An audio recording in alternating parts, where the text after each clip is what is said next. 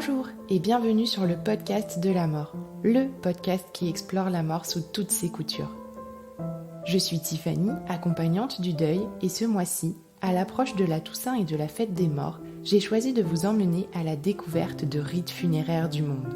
Vous entendrez parler de pratiques différentes, mais aussi chatoyantes, ou, il faut bien l'admettre, un brin effrayantes parfois aussi. Bref, tout un programme.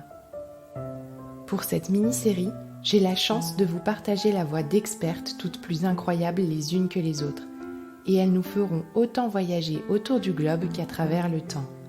Je ne vous en dis pas plus et vous laisse découvrir un nouvel épisode.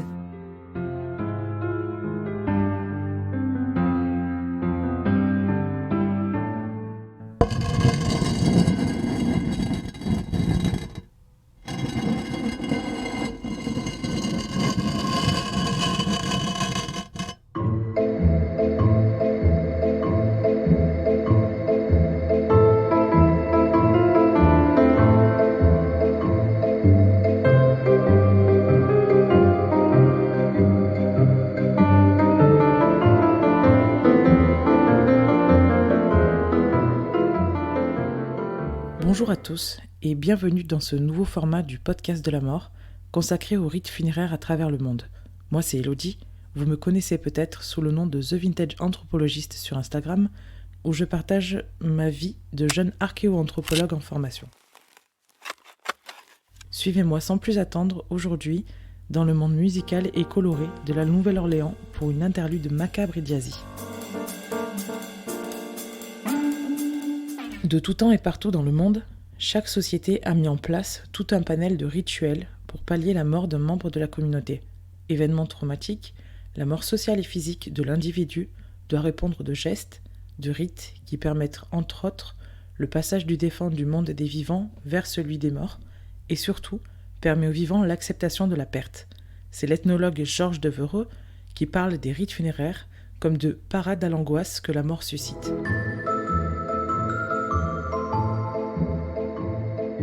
Dans certaines civilisations, le transport du corps est rythmé dans la douleur et les cris, comme c'est le cas en Égypte antique des pleureuses.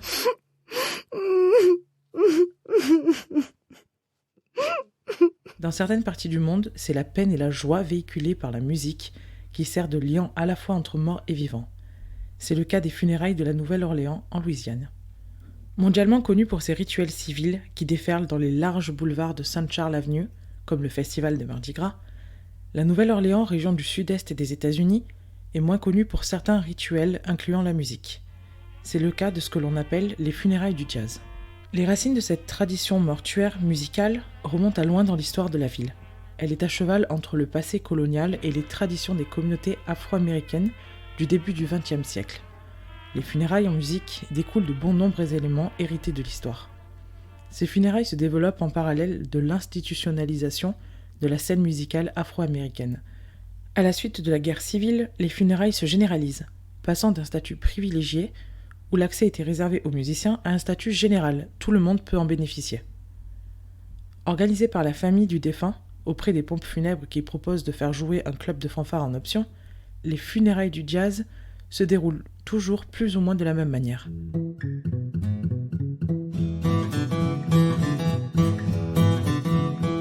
Cela consiste en une procession funéraire du cercueil de l'église au cimetière ou de la maison jusqu'au funérarium.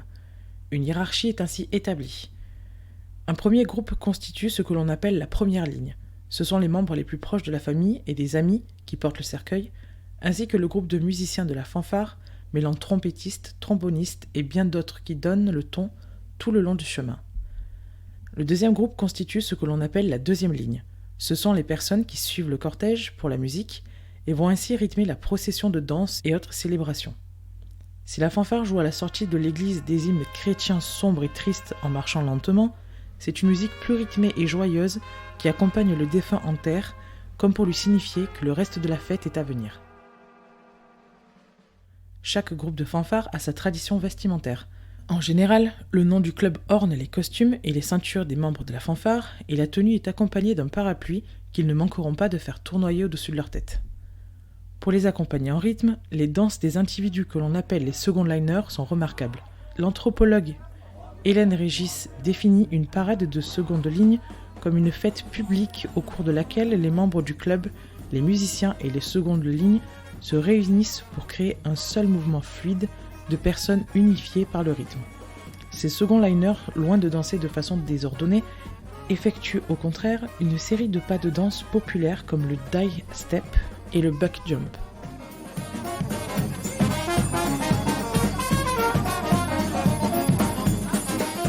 Les parades de seconde ligne créent un sentiment de communauté parmi les participants et la nature publique du spectacle fait des parades une représentation puissante de la Nouvelle-Orléans noire.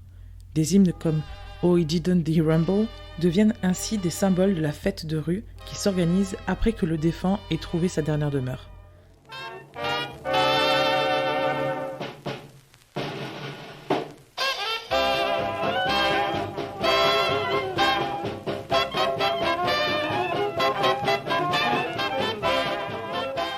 Le symbole de fête post-mortem est hérité directement des églises protestantes et catholiques du début du XXe siècle où les fanfares noires redoublent d'efforts pour charmer les esprits qui protégeront le mort. Musique de contestation et d'expression de la liberté utilisée par des peuples esclaves, le jazz devient rapidement un témoin de la vie. On en écoute pendant le travail, pendant les prières, les naissances, mais il devient aussi un partenaire dans la mort. Comme nous l'avons vu en Nouvelle-Orléans, le jazz et les chants gospel permettent de coder le rite. Ainsi seront utilisés des chants à l'église qui parlent de retrouvailles avec Dieu ou bien de la délivrance des souffrances de ce monde. La musique permet aussi aux vivants d'extérioriser la perte d'un membre de la communauté et ainsi, comme le dit l'anthropologue Louis-Vincent Thomas, de retenir le mort parmi les vivants et le congédier d'un monde qui n'est plus le sien.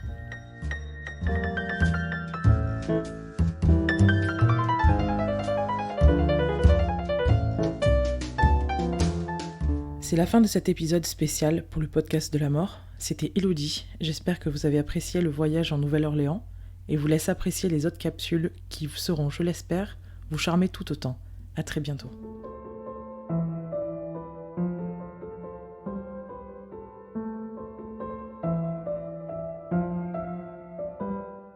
Vous venez de découvrir un nouvel épisode de la mini-série dédiée aux rites funéraires du monde. J'espère que ce partage vous a plu et que cet univers, un peu différent de la ligne habituelle du podcast de la mort, a su vous embarquer. Vous pouvez encourager la poursuite du podcast de la mort en laissant 5 étoiles sur les plateformes Apple Podcast et Spotify.